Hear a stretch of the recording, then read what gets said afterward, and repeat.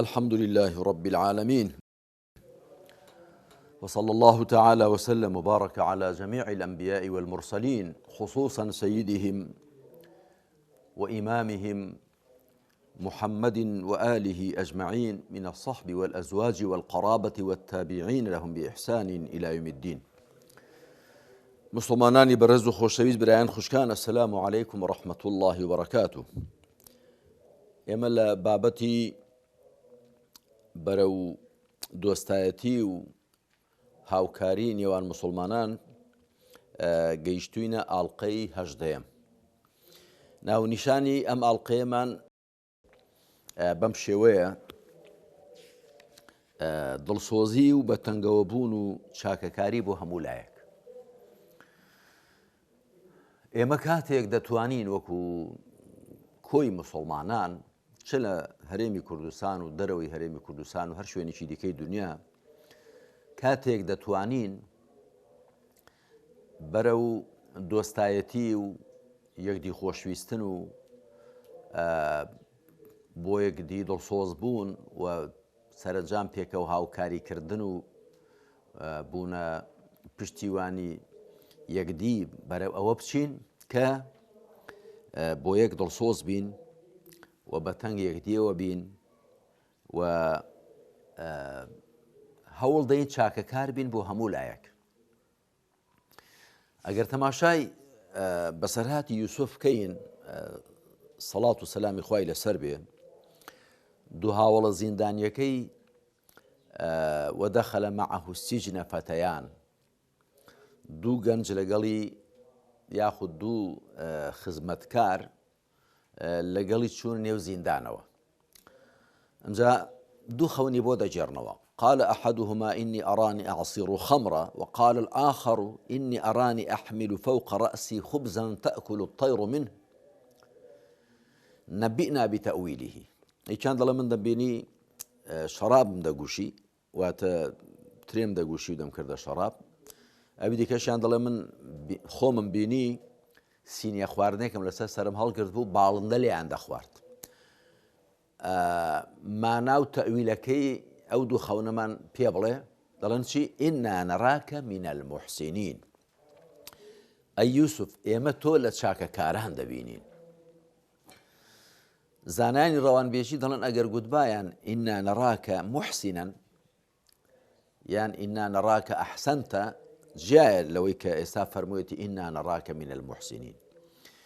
ئێمە تۆ دەبینین لە چاکەکارانی، واتە شوێنێ و قۆڵایی چاکەکارانەوە، ئەوەندە چاکەت کردووە. یوسف عەلەیهی سەڵات وەسەلام کە لە زینداندا بۆ لە میسر و بە بوختان و بە زوڵم گیراوە، پێشتریش هەر ستەمی لێکراوە لەلایەنی برایەکانی و خراوەتە چاڵێەوە و دوای کراوەتە کۆیلە و فرۆشراوە.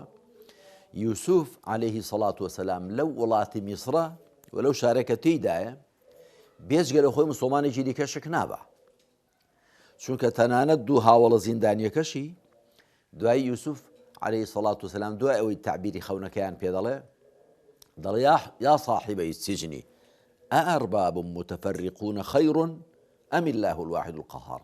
ئەی دوو هاوڵە زیندانیەکەم، ئایا چەند پەروەردگارێکی پەرتەوازە باشترن یاخود خوای تاکی ملپێکەچکەر کە بپەرسترێ؟ بەتاکید خوا سبحانە وتعالە. کەواتە ئەوانیش هەر هاوبەش بۆ خوادانەر بوون یاخود بێ بڕوا بوون.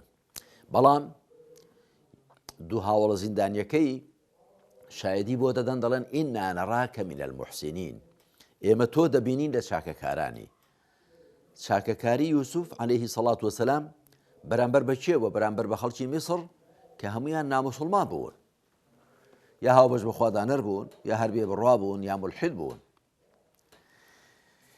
کەواتە چاکەکاری ئینسانی مسڵمان دەبێ هیچ سنوورێکی نەبێ و دەبێت لەگەڵ هەموو کەس بێ و لەگەڵ هەموو لایەک بێ، بەڵکو بە پێی فەرمایشتەکەی پێغەمبەر صلی الله عليه وسلم کە دەفەرمێ إن الله تعالى كتب الإحسان على كل شيء.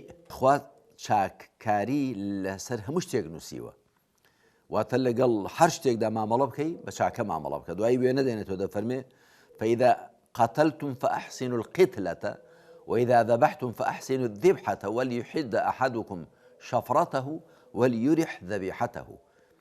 لە صحیح مسلم داهاتوە دەڵێ یەکێک لە ئێوە کە ئاژەڵێک یعنی چیرێک دەکوژێ با جوانی بکوژێ و ئاژەڵێکی سەردەڕێ با جوانی سەر ببڕێ و با چەقۆەکەی تیشکە تیغەکەی تیشکە و زوو سەربراوەکەی ئاسوودە بکە.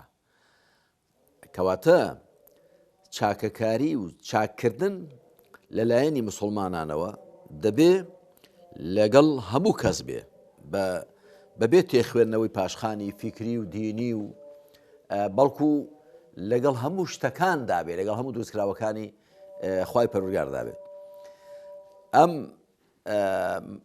ئەم ناونیشانە دەتوانین زۆر لە دەقەکانی قورئان و سونەتی لەسەر بێنینەوە. یەکێکیان ئەو ڕستە مبارەکەیە کە هود عليه الصلاة والسلام لە وەڵامی گەلەکەی گەلی عاددا کە دەچێ بۆ لایەن و وەحدانیەت و تەنیا پەرستراوێتی خوای پەروەردگاریان پێ ڕادەگەیەنێ، ئەوانیش زۆر بە شێوەیەکی ناشایست و ناڕێک وەڵامی دەدەنەوە و پێی دەڵێن ئینا لەنەڕاکە فی سەفاهە وئینا لەنەظونک من الکاذبین، ئێمە تۆ لە نەفامیدا دەبینین، واتە لە نەفامیدا نغرۆ بووی و ئێمە پێمان وایە تۆ لە درۆزنانی. بەڵام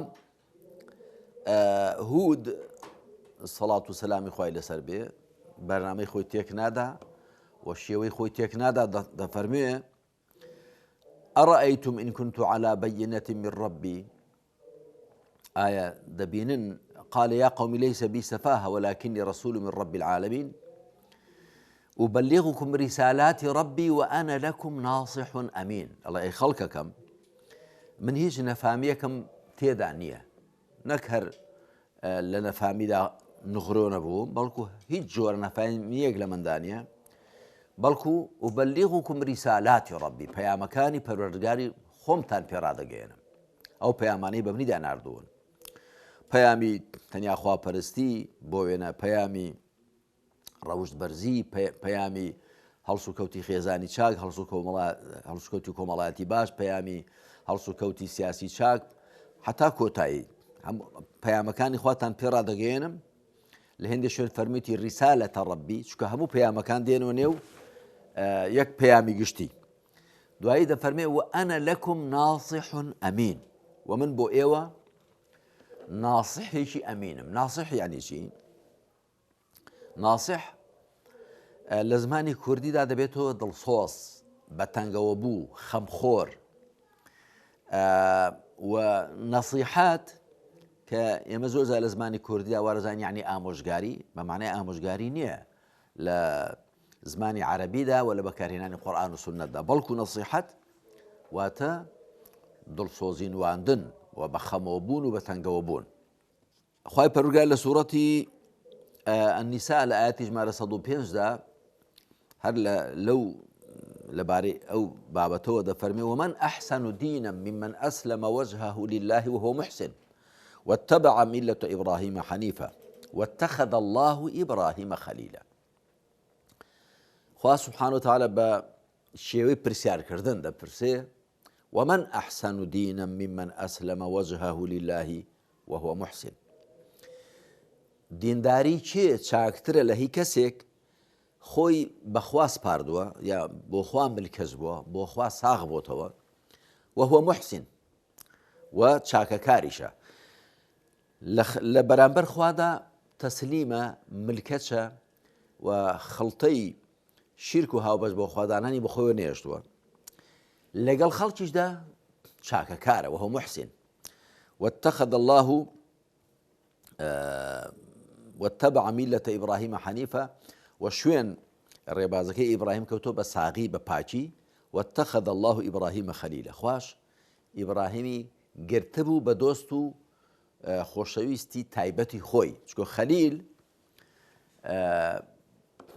لەگەڵ حەبیب یعنی خۆشویستراو، بەڵام خەلیل واتە خۆشویستنێکی تایبەت.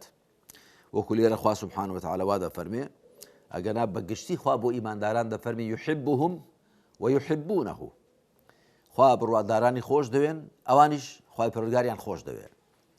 خۆشویستنی خوا بۆ بڕواداران گشتیە، بەڵام ئەوە کە خوا یەکێک لە نێو بڕواداراندا بە خەلیل بگرێ شتێکی تایبەتە، چونکە دەڵێن خەلیل بۆ ئێمە وەکو مرۆڤ بریتێ لە ئەوە کە تۆ خۆشەویستی ئەو بەرامبەرە بۆ تۆ چوو بێتە نێو هەموو دڵ و دەروونتەوە، هەموو دڵ و دەروونتی گرت بێتەوە. کە پێغەمبەر عەلەیهی سەڵات وسەلام لە فەرمایشتێکدا دەفەرمێ ئین الله تعالى اتخذني خليلا كما اتخذ إبراهيم خليلا. خوای بەرز منی کردو بە خەلیلی خۆی وەکو چۆن ئیبراهیمیشی ژێڕابوو بە خەلیلی خۆی. کەواتە لێرەدا خوا سبحانه وتعالى بە شێوەی پرسیارکردن دەپرسێ ومن أحسن دينا ممن أسلم وجهه لله وهو محسن. دینداری چێ چاکتر لە هی کەسێک خۆی بەخوا سپاردووە، واتە بۆ خوا ملکەچە، خۆی بۆ خوا یەکلا کردوێتەوە، وهو محسن چاکەکاریشە، هەم لە خواپەرستیەکەیدا چاکەکارە، هەم لەگەڵ بەندەکانی خوادا چاکەکارە. و شوێن ڕێبازی ئیبراهیمیش کەوتووە عەلەیهی سەڵات وەسەلام کە ئیبراهیم وەکو جاری دیکە باس کراوە، یەکێکە لە پێغەمبەرانی یەکجار بەرجەستە هەڵکەوتوو کە خوا سبحانه وتعالى لە زۆر مەقام و شوێندا مەدح و ستایشی گەورەی کردووە.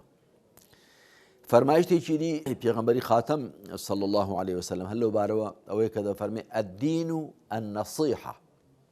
ڕۆژێک پێغەمبەر صلی الله عليه وسلم لە نێو هاوڵانی بەڕێزی خوالیان ڕازی بێ دانیشتە بوو، فەرمی الدین النصیحة. قلنا لمن؟ قال لله ولكتابه ولرسوله ولأئمة المسلمين وعامتهم. ئەمەش هەم ئەحمەد و هەم مسلم و هەم ئەبوو داود هێناویانە.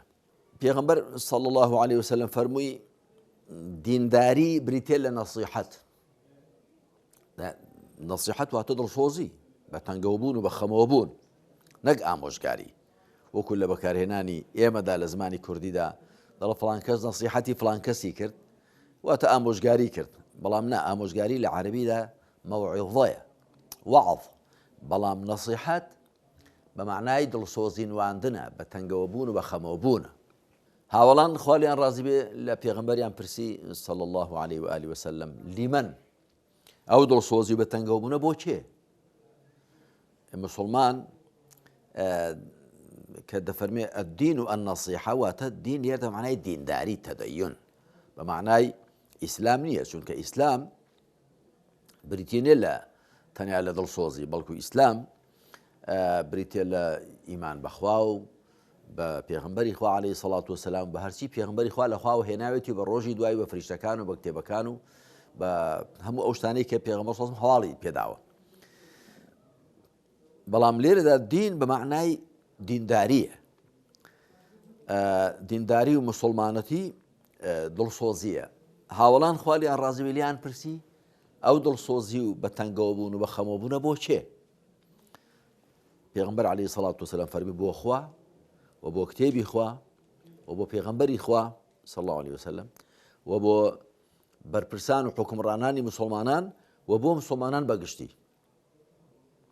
لێرەدا پێغەمبەر عەلەیهی سەڵات وسەلام وای فەرمووە ئەگەرنا لە ڕاستیدا دڵسۆزی نواندنی مسلمان دەچێتە دەرەوەی بازنەی ئەهلی ئیسلامیشەوە، وەکو پێغەمبەران عەلەیهیمۇ الصەڵاة وەسەلام هەر کام لە نوح لە سوورەتی الأعرافدا، هەروەها هود، هەروەها صالح و شوعەیب وشەی نوسحیان بەکارهێناوە، نوسح یان ئەن ئەنصح لەکم یان ئینی لەکم ناصح ئەمین، بۆ خەڵکەکەی خۆیان.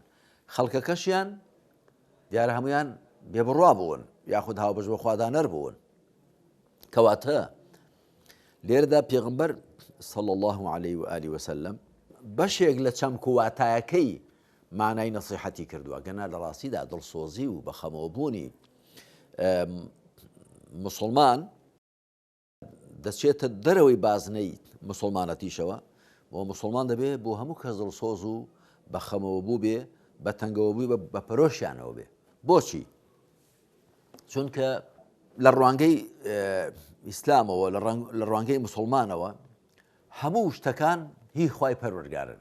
ئەگەر بەندەکانن هەمویان بەندەی خوان، ئەگەر ئاژەڵەکانن، ئەگەر شتەکانن هەمویان دروستکراوی خوان، و مسلمانیش لە سەری پێویستە لەو ڕووەوە کە ئەوانە هی خوان و لە خواوە هاتوون مامەڵەی چاک و جوان و دڵسۆزانە و بەخەمەوە بوویان لەگەڵدا بکە، بە هیوای ئەوە کە هەموو لایەکمان ئەم بە تەنگەوە بوون و دڵسۆز بوون و بەخەمەوە بوون و بە پەرۆش بوونە لە خۆماندا بێنینەدی لەگەڵ دەوروبەرماندا بە تایبەت لە نێو بازنەی ئیسلامدا لەگەڵ هەم خوشک و برایەکانماندا لە هەر ئاستێکدا بن و بە هەر شێوەیەک بن، هەروەها لە دەروی بازنەی مسلمانان لەگەڵ هەموو بەندەکانی خوادا. لێردا دێنە کۆتایی ماڵقەیەمان و صلی الله علی محمد وعلى آله وصحبه أجمعين والحمد لله رب العالمين.